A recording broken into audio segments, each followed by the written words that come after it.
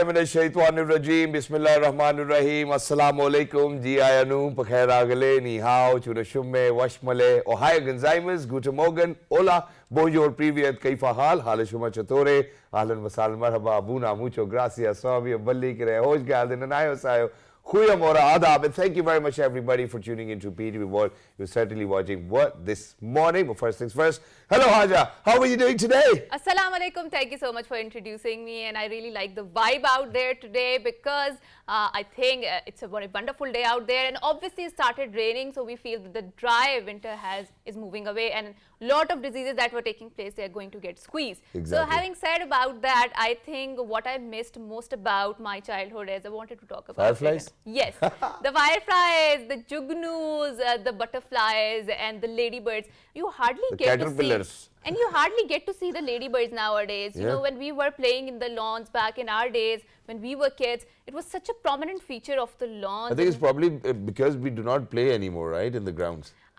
I'm walking in the grounds nowadays. It's not like that. I am pretty sure you're also playing in the ground with your daughters, no? Yes, alhamdulillah. Right. So but they are my ladybirds, na? Oh, sweet. That's so sweet. But I do feel that we should not have such sort of memories, only memories to be shared. I want our kids, our generation to experience. Exactly. Thank you very much, Haja, for pinpointing that as well, because I think our childhood has been all about chasing these butterflies and, you know, fireflies. And, you know, we were lucky enough to go to schools where we had big gardens, not just gardens, playing grounds as well. Imagine, you know, I've been lucky enough to go to Berry College. And, you know, so, you know, they constantly had this, you know, continuous attention towards how the flora and fauna is, you know, even within the schools. And they've always been looking after it. We used to have, you know, a lot of people who used to only take care of the flowers, you know, which were out there. So I think, obviously, you know, you're very right. We will only be left with these stories, unfortunately, if that's the kind of urbanization which is going to take place, the carbon footprint, and we really need to kind of do something about it. We every day take advantage of this opportunity to kind of give out this message, but for the people who really are the think tanks, who really need to do something, I don't know whether they're listening to us or not. And I think we also need to do something about it, because it's not just the government that is responsible for making sure that we fight against the climate change, it's us too, right? Exactly. Responsibility and there's only one thing, Haja, which you can do, and that is the next time you see a firefly, don't put it in a jam bottle. No, I will not. But I need to see it for that to happen. Okay, moving on to our top stories. Prime Minister Shehbaz Sharif has directed the officials concerned to finalize on the priority basis the action plan for International Conference on Climate Resilient Pakistan to be held in Geneva next month. Chairing a meeting in Islamabad to review the preparations for the conference, he said sufferings of the victims of recent flash floods in Pakistan will be conveyed through the conference to the world. Prime Minister said reconstruction and rehabilitation of flood-affected areas is a major channel for Pakistan, as these floods inflicted a loss worth billions of dollars. And certainly we have faced $40 billion of losses, and which is equivalent to the 9.1% of our GDP to these climate losses. It is a source of concern because Pakistan is already a struggling state in terms of its economy, and government is further burdenized by this $40 billion because we need to look after our people who are climate vulnerable out there. True. So in order to do that, world needs to come together to do something concrete about it, not talk about it, do something concrete about the climate change. Exactly, and I'm happy today, and it's because of the fact that, first of all, the resolve shown by the Prime Minister himself and his entire team, I think that's commendable. Not just that, the second bit is that he was actually wearing a jacket which resembles mine as well. I think I'm happy about it. But other than that, ladies and gentlemen, the entire world is mourning, you know, all the football fans all over the world because of the Brazilian football legend Pelé. Arguably the greatest player ever has died at the age of 82. He's credited with scoring a world record 1,281 goals in 1,363 appearances during a 21-year career, including 77 goals in 92 matches for his country. The only player to win the World Cup 3 times, lifting the trophy in 1958, 1962 and 1970. Pelé was named FIFA's Player of the Century in 2000. He had been suffering with kidney and prostate problems in recent years.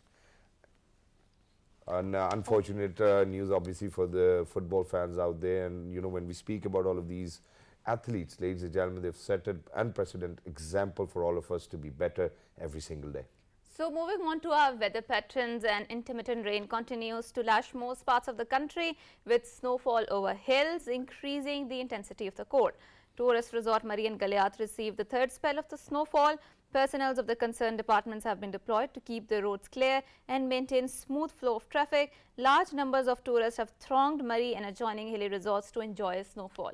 And I do feel that I think our government or the local government agencies are must be prepared because of the last year's incident regarding the snowfall, which left stranded a lot of tourists, and unfortunately a family also died in Exactly, that car. not just that, I think not just a family, there were a lot of families just recently, past year we have seen, and unfortunately it wasn't really handled very well by the then government. So I think for everybody who's going out there, please make sure that you do not get stranded, and even if you do, God forbid, that too, if it's snowing, please make sure that you do not start your engines. I think that was the real cause. Because of all of those emissions, people did pass out, and unfortunately, I mean, they had to lose their lives. So please make sure that if you're going out for such a journey where you want to have fun, enjoy, be careful of all of these things which can actually take a U-turn, and unfortunately, you might have to come back in lesser numbers. Please be very careful. So talking about the hilly areas and the mountainous terrains, obviously Pakistan is blessed with all sort of terrains. It's a very diverse landscape out here, and I do feel that in the recent years there is a lot of focus on the adventure sports in Pakistan, which is a very good thing, because whenever we talk about having the entertainment or going out, it's mostly the hoteling that is out there and as an option. But what if someone is not interested in eating? What if someone is interested in enjoying and having that adrenaline rush and that thrill? So we have a group of people here, rather two people I would say, pardon, it's a slip of tongue, who are interested in advancing the adventure sports in Pakistan, and that too utilizing the beautiful mountainous landscape of Pakistan. And for all of those videos which we will be sharing with you, ladies and gentlemen, it's I mean, they are professionals, but for us to kind of think about it, it looks like as if, God forbid, if we are going to attempt to do that, we might just lose our lives. Yes. Because half of the time, what they say that, God forbid, if people fall off a building, if a high-rise building, people fall off, they die, before even they touch the ground. Really? Just because they were too scared of the height as well. Okay. So, I mean, for all of those people who are adventure junkies out there, I think this show is entirely for you. Not just that, I think for all of those people who've been looking for reasons, because over here, there's this argument which goes around. Oh, what do we do, other than eating and something? True, So, today it's our humble initiative to make sure that we bring to you, the most adventurous club as well. So without any further ado, ladies and gentlemen, we're going to introduce the founder of this club. First of all, he happens to be the founder of Adventure Travel Pakistan. He's Mr. Qasim Khan. Hello, assalamu alaikum, good morning, how are you? Walaikum Assalam, a very good morning to both of you. Thank you Thank so you much, so and much. thank you so much for joining us. Wonderful to have you over here. Thank you for having me. So joining Qasim, we have Mr. Oliver Miller. He is a professional aviator. Welcome to a morning show. Assalamu alaikum. Walaikum assalam. Walaikum assalam. Thank you very much for joining us. Thank you very much for keeping our flag high as well. Not just that, ladies and very gentlemen, proud. Mr. Oliver has actually flown 2,700 times and taken home, or probably wherever the passengers wanted to go, 650,000 passengers all over the globe. That's quite an achievement. Thank you very much for joining us. Wonderful to have you over here. Thank you for having us on your Thank show. you. So starting with you, Qasim, so tell us about the sport that you want to promote, soaring high in the air, getting that adrenaline rush, that freedom certainly, and a lot of energy. What is it about? Well, as you know, this is a dream of all human being to fly, basically. And this sport, this wingsuit flying and this speed flying and base jumping, we don't have much of an exposure in Pakistan, but looking at our terrain, our mountains and everything, we're like a Makkah for these guys. I mean, we've been underselling our mountains only for summiting and climbing, but we can do so much out of these mountains, from Himalaya, Karakoram, like Hindu Kush and Pamir. I've been trying to get hold of guys like him, like an athlete, and it's been 1 month that we've been scouting and going from Islamabad all the way to Gilgit, Skardu, and scouting for... So you've been on recce? Yeah, we've been on recce for almost a month, basically. And did you figure out something? We figured out a lot of exits, basically. I mean, after every 10 to 15 kilometers we would travel, we could see an exit point. All right. I mean, the mountains, I've been in the... What does that mean? Because when you are flying, what does the exit mean? And are we talking about wingsuit over here? Are we talking about para jumping over here? What are we talking about over here for exit points? Well, we're talking about wingsuit, Okay. Yeah. we're talking about base jumping, Okay. and we're talking about speed flying. All right. Okay. So for So base, we have the video here. So can you explain? Who is that, explain first of all? Who is okay, that? that's my other team member, Jamie, or Captain Wonderful. Do Manicorn. you do it too?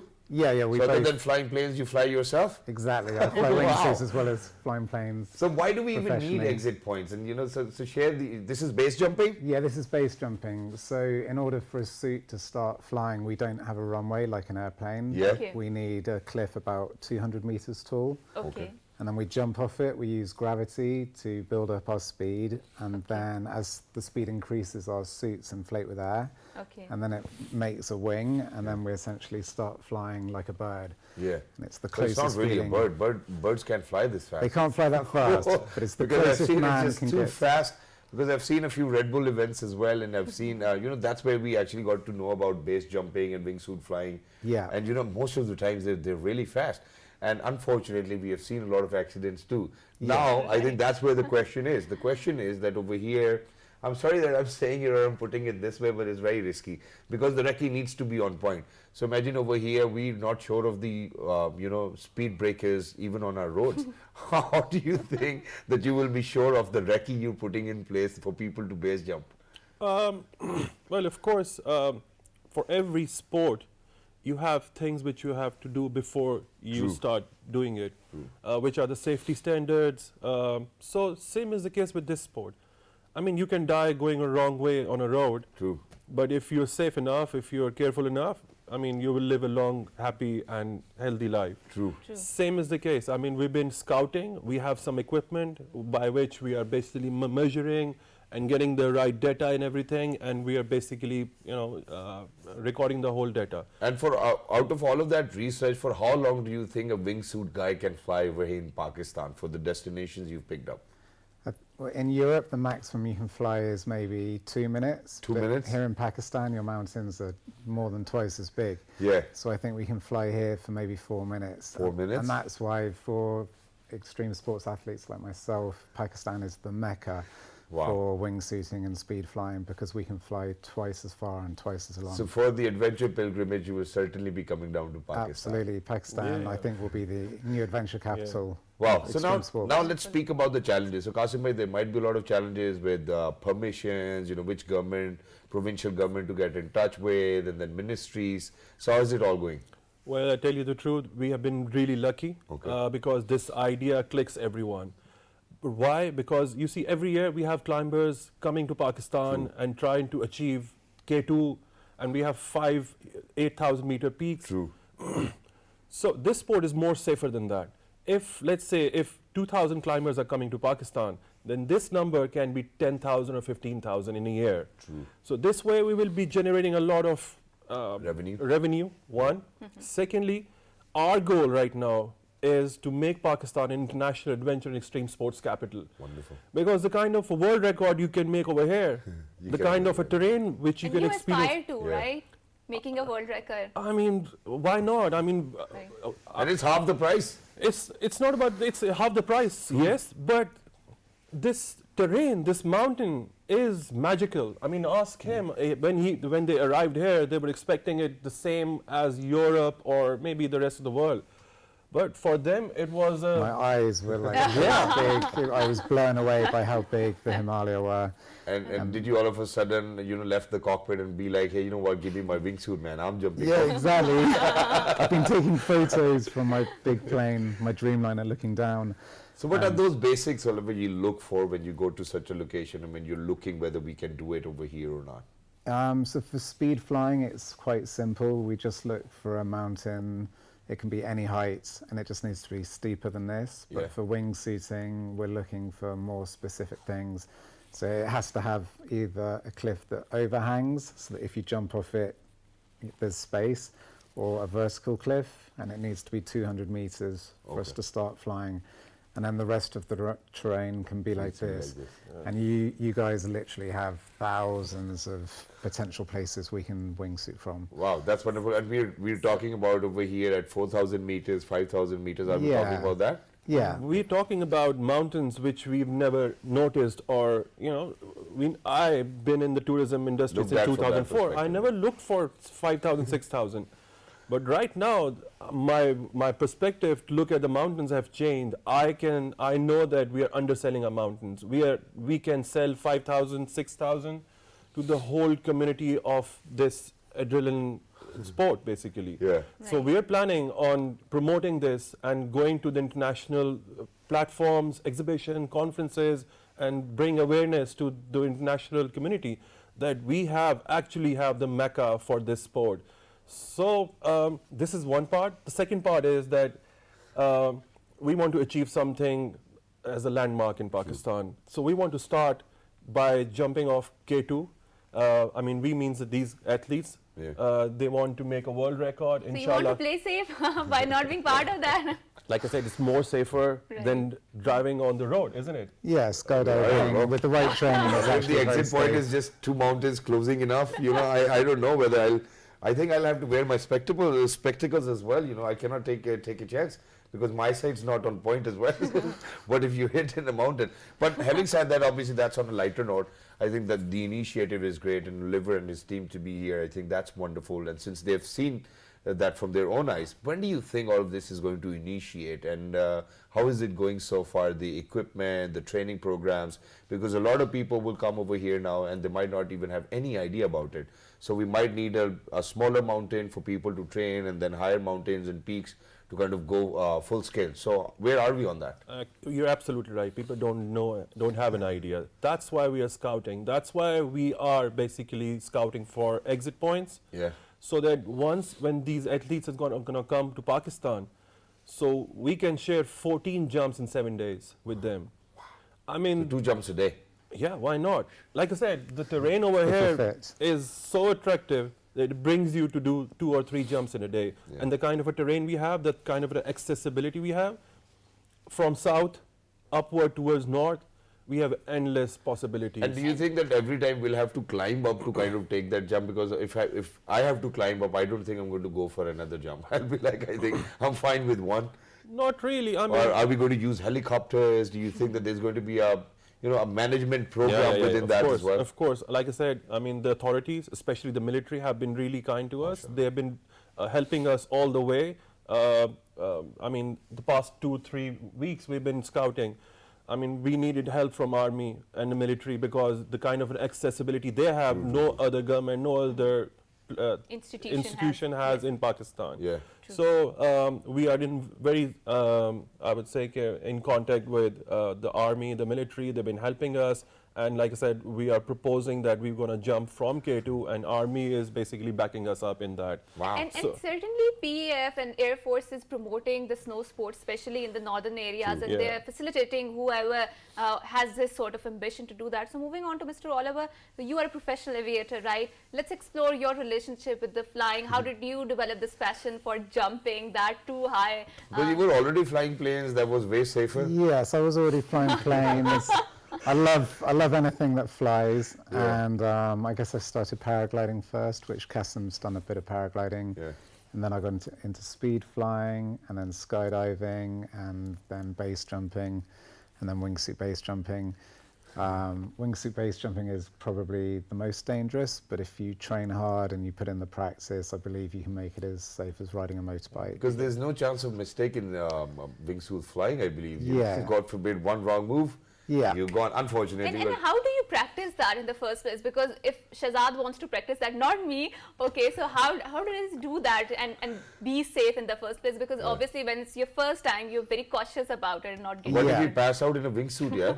If, What are we going to do? If you pass, yeah, it would be very bad if you passed out in a wingsuit. But it's very exciting, so you're normally quite awake. But the way to get into the sport We've seen is, people passing out on roller coasters, yeah? You know, so Yeah. there's a higher chance on that. yeah, I have seen videos of people skydiving and passing out. Yeah. But skydiving, you have an emergency parachute, and it will automatically deploy Okay. and save your life.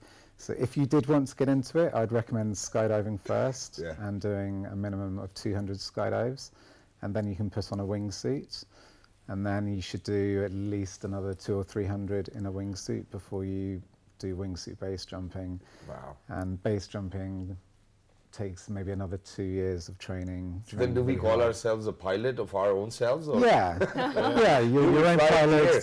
You're your own captain. You're the pilot in command. But you know, speaking about skydiving as well, I think you guys are not just taking it the way it is. You're going the other way around. I would want to share the video with our viewers in 46 different countries as well. Imagine that. Well, not this one, the other one. With a parachute. I mean, they're not even doing it the way people do it. That's what I want. I mean, look at you.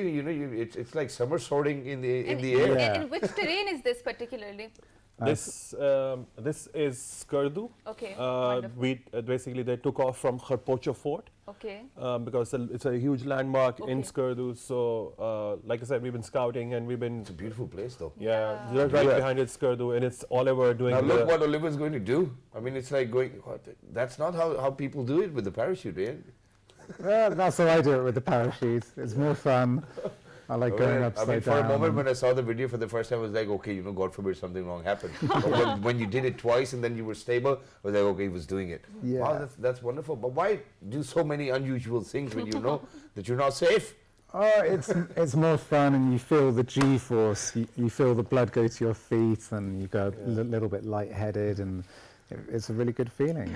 Obviously, it must be, and that's what we're trying to explore over here. Imagine you're flying at a speed of 280 to 300 kilometer, Yeah. and you're in control. And then look at my father, man, telling me that sports bikes are not safe. I can see a spark in your eyes. I think you can come and join us. The spark is there, and you know what? There are a lot of people who actually want to do all sorts of things as well, and we're glad that Qasim, that you've taken that initiative to bring Oliver and his team over here. And the credit is due where it's due. So you've done that, Alhamdulillah. Not just that, even in Karachi, you're building this park where we see these videos of people, wearing these shoes, and then there's a lot of flyboarding. Yeah, what do we call it? Flyboard. Flyboarding, yeah. And I've seen a lot of people failing miserably. First up, obviously, I've seen Waqar Zaga failing miserably with flyboarding as well. So that's another initiative of yours.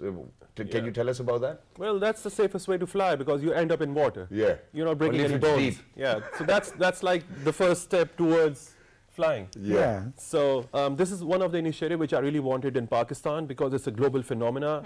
All over the world, flyboarding. It's a commercial flying sport. So I've initiated and I started this franchise in Karachi. Wow. So now it's building up. And where in Karachi? It's near Mubarak village. Okay, wonderful. and Far I'm- away?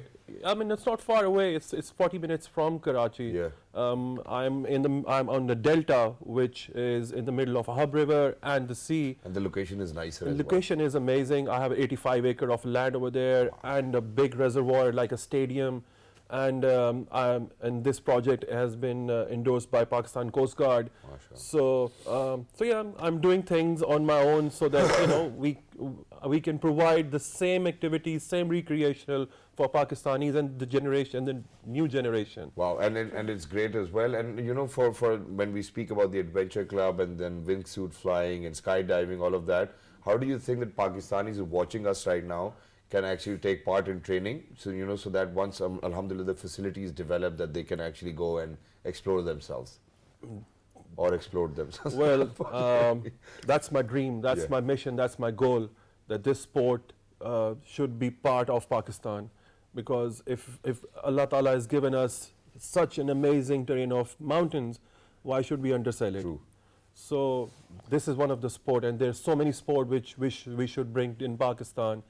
And like I said, because of these guys, because of their help, we are bringing a new sport in Pakistan. And inshallah, we're going to make Pakistan an international capital for extreme and adventure sports. And Inshallah. whenever I interact with the mountains, obviously I don't skydive in that sense, but She having just said goes, sits on a ledge, and Yeah. she's like, okay, hey mountain, how I are you read doing? something or I reflect on myself, so I do feel that you should always do that, because obviously when you're interacting with the mountains, you're exploring yourself, you're exploring nature, and then that makes you part of something bigger out there, right?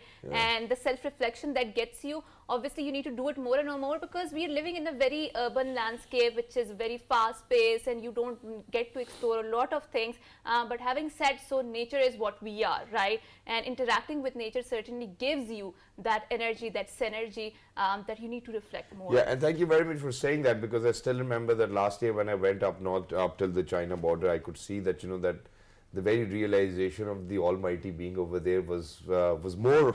I think the impact was more over there when you see those monstrous mountains out there and all sorts of beings And you question just your around you. existence. You know, who are you? We are just a tiny being in these mountains. They're so huge. They're so infinite. And that makes you more connected with Allah subhanahu wa ta'ala. Exactly. So very quickly, towards the end, Oliver, you obviously have to fly. You're short on time. When will you be back, inshallah, next up for all of these adventure sports? I will be back in June or July or September when the weather's better for going up the 8,000 meter peaks. Exactly. June and July is good for going to the peaks, but not to be on the land. Or maybe in February. Maybe in February. I think it's going to be colder. We're trying to achieve something here in Pakistan. We don't want to disclose right now. Yeah. Yeah. And we want to wish you best of luck as well. But thank you very much, Thank you so gentlemen, much. for being with thank you us. very much. And always Thank you be so careful, Oliver. I will be careful. You be careful on that superbike. They're a lot more dangerous. Your father's right. All right, I'll certainly make sure that I'm very careful about the super bike as well, and you be careful about your parachutes. I will. You do it the way people do it, right? Don't go round and round. I mean, it's risky. I would want you to be on the show again as well, all right? Inshallah. Inshallah. So just look after yourself, and for all of those other peers who are here joining Oliver, thank you very much for coming down to Pakistan. We're trying to explore more avenues of adventure sports thanks to Qasim Bhai over here, and with that we're actually going to head out towards a short break, because when you guys will come back, most of the times what I've seen is that people who are more into adventure sports have a lot of patience, have a lot of tolerance. They take their time, they think about it, and then they move forward. And since 2022 is ending, so in 2023, do we really need to be more patient or tolerant? Yes. How can we do that is something we will be talking about after a short break. Don't go anywhere. We'll be right back. Good morning.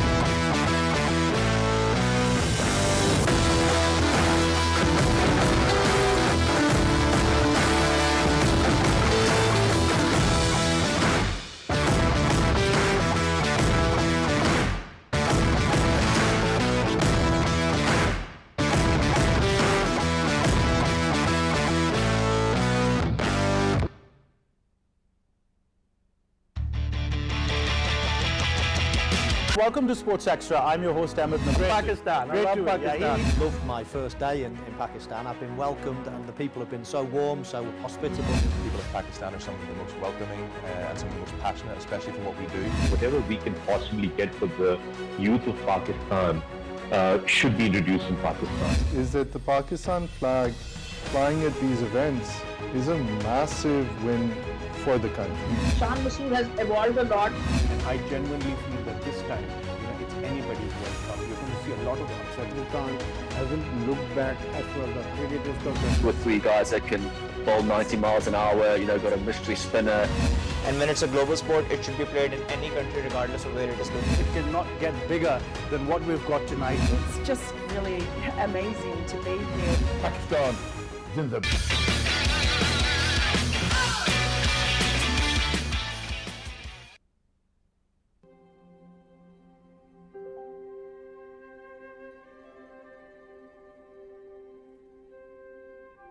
This is the magnificent story of the land, which is marked by miraculous brilliance from start to end and from end to infinity.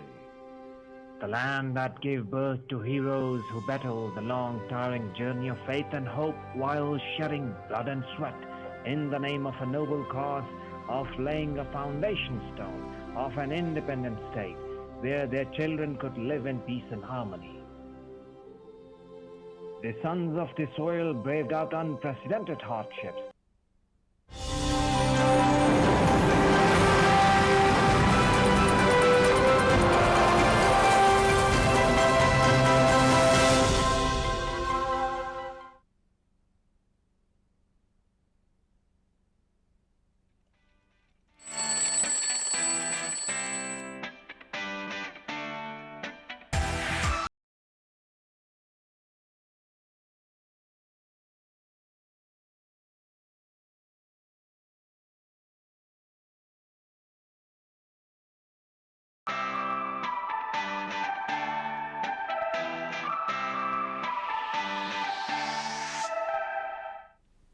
So welcome back, and certainly we were talking about the mountains and the connection with Allah subhanahu wa ta'ala and how it induces the self-reflection, the synergy and the part of being something big. So we want to talk more about the tolerance and patience and how exactly our religious roots, our religious tradition can inculcate all of those values, which unfortunately I think we are forgetting in the 21st century because it's a very fast-paced life, and then there's a social media which has encouraged people to write anything they want without taking any responsibility, and which has polarized societies across the world a lot. So in order to have the more encapsulating a conversation, you wanted to add something? Yeah, what I wanted to say over here was that, that everybody goes through this journey, and people who might not have been really patient or tolerant towards other people or their daily affairs of life. Right. I think what they do is that eventually there will be a time in their life where they're going to realize that, I could have been a better version of myself. Right. Because when we speak about tolerance and patience, obviously we draw that example from the life of Prophet Muhammad sallallahu alaihi wasallam. But no matter what his enemies would say about him, at the same time, he would never, kind of respond back with anger or, God forbid, without patience, or, he would always show tolerance and patience towards other people. True. So I think that's something which in my life, Haja, and that's what I wanted to share with audiences as well, that I've realized that earlier, I was very impulsive. That, God forbid, if somebody said something to me and it didn't really feel nice to my ear, and, so without even processing it, I would lash back onto them. Not realizing. Do you think that you being father has helped you in the process of having more peace? Because certainly kids make you a lot more tolerant and patient, and their questions and their cute activities, right? Yeah, that's true. That's true, because I think that the best feeling in this world is when your kid comes to you and hugs you. Same goes for the parents. Even though that we're very shy with our parents, but I certainly take out time, and just go to them and tell them that, I love you, okay, I need a hug, and all of that. That certainly does help. But when you respond to people without thinking, that's why they say that, think before you speak. I think that has the core essence is of to be very patient and tolerant. So imagine that now, if I speak about my life, I certainly really need to kind of contain myself at times. That, okay, don't worry, just be nicer, keep that pace, and do not over-respond or overreact as well. But it has taken me time to be so mindful of it. True. But how people all of a sudden forget, because over here I would want to share an example that, for us to kind of forgive other people, I think it's when we speak about it, Allah is going to actually gift us with whatever Allah thinks will be right for us if we forgive people. But the right gift will be given to the people who actually knew how to kind of, go and, kind of take that revenge. Right. But for people to then kind of forgive other people will be benefited most by Allah Almighty, because it was in their hand to take revenge, and they then still chose not to do so. True. I think that's something we want, because people of authority these days, we have seen, that do not spare anyone, unfortunately. So people have this hierarchy within their own brain, they have this social stigma attached within their own thought processes, and they're not nicer to people most of the time. And I'm not talking about everybody. Obviously, and I do feel that it's not just the people of the authority, it's also the masses, common masses out there. For example, we have seen how the mob justice develops, the mob mentality where people go out there and they say that we will met out the justice, despite the fact there are structures in place that they need to utilize. So in order to have this conversation, we are very glad that we have been joined by religious scholars, who happens to be Masood Ahmad Alvi Saab. Assalamu alaikum, and thank you so much for coming to our show. So, how are you, sir? I'm fine, alhamdulillah. Jummah Mubarak to you, sir. So how do we develop the tolerance and a patience, especially in an era where we're talking about people are getting too much liberties, and they can say anything they want without taking any responsibility, which is creating more mayhem, more chaos across the societies in the world? Thank you very much. First of all, I would like to thank you, because this is my first time I am talking about patience and tolerance, and it is in fact a great opportunity for me to speak on this topic. Let's discuss first that what is tolerance. Tolerance in Arabic, it is at-tasamuh. Tasamuh, that is tolerance, sabr, bardash, tahammul.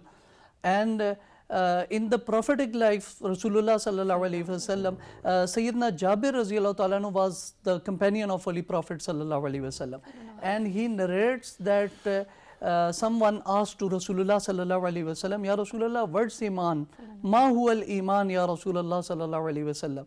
Rasulullah sallallahu alaihi wasallam replied in these words that al-samaha was sabr. it means patience and tolerance. It is Iman. And also Qur'an Kareem says that Inna Allah yuhibbu sabirin. Allah subhanahu wa ta'ala like those people who are full of patience and tolerance. And similarly, this patience is a part of our religion. This is a part of our deen. Why? Because it has three aspects when we talk about patience. Because patience is something relevant to our family, patience towards our family members, then patience towards our society members, and then our patience to the people who are from any other faith or religion. So the teachings of Rasulullah sallallahu alaihi wasallam about these two, patience and tolerance, is very clear. We should obey the teachings of Holy Prophet sallallahu alaihi wasallam. Ameen, Ameen. And you know, obviously that's a wonderful prayer as well, you know, that you actually pray for other people, that they're more tolerant and they're more patient. But sir, you know, I have a very simple question over here, because for me to kind of be more patient, that's something which I think from my own eye, from my own brain, and that is that for me to be more patient, it has taken me a lot of time to understand where you know, I made mistakes. You know, then half of the time they were my family members who would tell me that, hey, you know what, you could have responded wisely. You know, so it has taken me time. How do you think that we can actually instill these characteristics within the personalities of our children at a very early stage? Because now what happens is that, you know, people who, because we really need to draw the line over here, because people who are very patient, who are very tolerant, very lovable, what the other people are going to do to them is use them, abuse them and throw them. Unfortunately, that's how our society is. So how do we draw the line that, okay, till what extent can you actually be patient, till what extent can you be lovable, and till what extent do you think that you're going to let the other person put their burden on your shoulders? So, Bismillah ar-Rahman ar-Rahim, this is very clear in the light of Holy Prophet sallallahu alaihi wasallam's teaching that these children, these are our assets. Yes. So we should be very careful towards our children, and we should try our children to learn them how to talk to the other people, how to behave with other people. Because Prophet sallallahu alaihi wasallam said that these children are like blank page. Whatever you will write on these pages, it will be reflect from their whole life. Yes. So these children are really asset, or our asset, and our nation's asset. So the thing is, we must be very careful to our children and towards their daily routine, and we should make a daily routine timetable for our children. So exactly, and we need to take our time and sit down with them. So Haji, I'm going to share two examples. So for example, you know, where I said that we really need to draw the line. I mean, there's a difference in between inconvenience and being patient, right? I think we really need to realize that. And so, for example, I have a friend, his name is Rizwan Munir. He's a dear friend. We have been together from our university. Very sorry. So what happens is that, you know, every time he's at my place, because he comes from Pindi, you know, he would take a Kareem or a bike, and, you know, he would come over to my place just because he do not want to drive. But right at the end of the day, he would never request me to come and drop me, you know. So imagine that even if it's 1 o'clock, 2 o'clock, and he needs to go back home, he would never ask me that, yeah, chalna mujhe ghar chhod de, or something of that sort. So he's always very mindful that I'm not going to overuse that very friendship card as well, and I think I would want people to realize that. Okay, wonderful. So we've seen that patience and tolerance, they are linked with the love that you instill in your kids, and nowadays if you see the society, you will see that the violence is so much ingrained into that, and then the hate industry is $1 billion industry. Certainly when money is involved into that industry, how do you think we can then inculcate tolerance and patience in our society when there is so much hatred out there? This is because we do not study the teachings of Islam, and really it's very necessary for all Muslims to relate their lives to the life of Holy Prophet sallallahu alaihi wasallam. Because why? Because the life of Holy Prophet sallallahu alaihi wasallam is like open book, and we have seen that everything is written in the prophetic books, like books of ahadith, like Bukhari, Muslim, Abu Dawud, Nasai, Tirmizi and Ibn Majah. And especially there is a part in the book of Tirmizi Sharif, that is the third book from Sahih Sitta. And this book is really, it's mentioned clearly the life of Holy Prophet Sallallahu Alaihi Wasallam and the dealings of Rasulullah Sallallahu Alaihi Wasallam with the people, how Rasulullah Sallallahu Alaihi Wasallam react on the people they were talking to him, and how Rasulullah Sallallahu Alaihi Wasallam was dealing towards non-Muslims even. So it is very clearly written in the books of Sahih Sitta, and the life of Holy Prophet Sallallahu Alaihi Wasallam is like open book towards us. Exactly, and in addition to that, Haja, I would like to add over here, because I had two examples. So the other example was that, right in the morning, while I was going towards my PTV sports program. Right. So imagine I wasn't wearing a belt, because when you wear a jacket, it actually kind of ruins the iron of the very coat as well. Yeah, it makes you uncomfortable as well.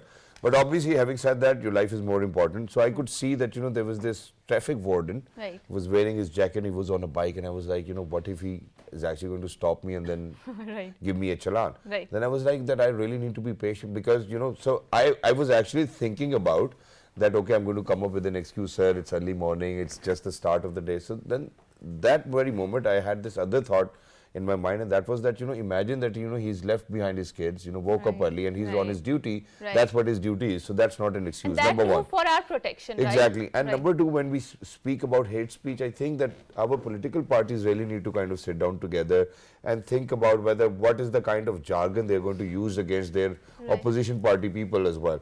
And, because every time we have seen any political leader come on screen, I'm not talking about any political party in particular, but most of the times I've seen not the party chairman, but I've seen people under the chairman who are so cruel, mindlessly talking, and that does not make any sense. Imagine that's what we are giving out to our future generations.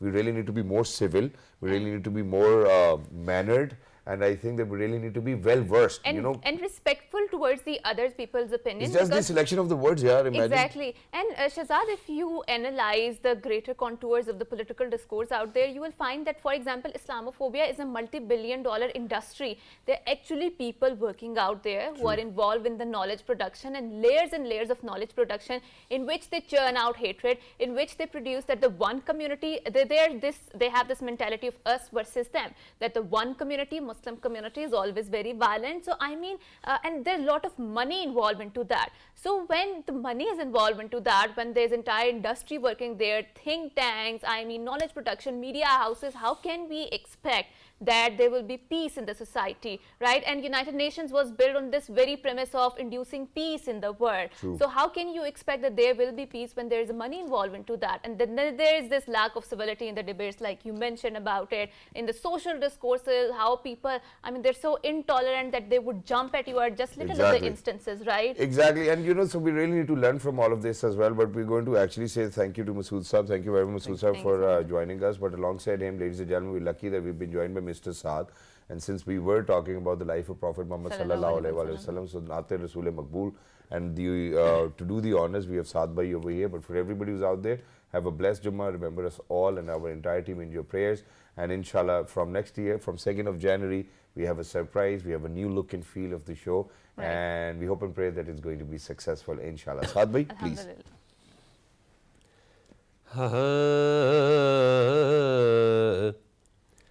ज़मीनो ज़मान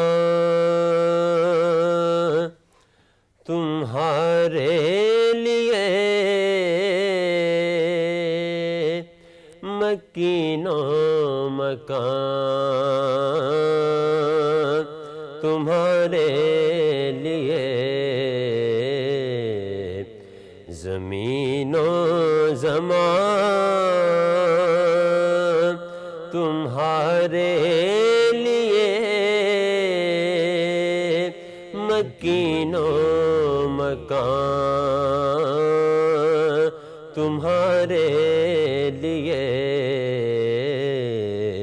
चुनीनो चुना तुम्हारे लिए बने दो जहां तुम्हारे लिए दहन में जुबान तुम्हारे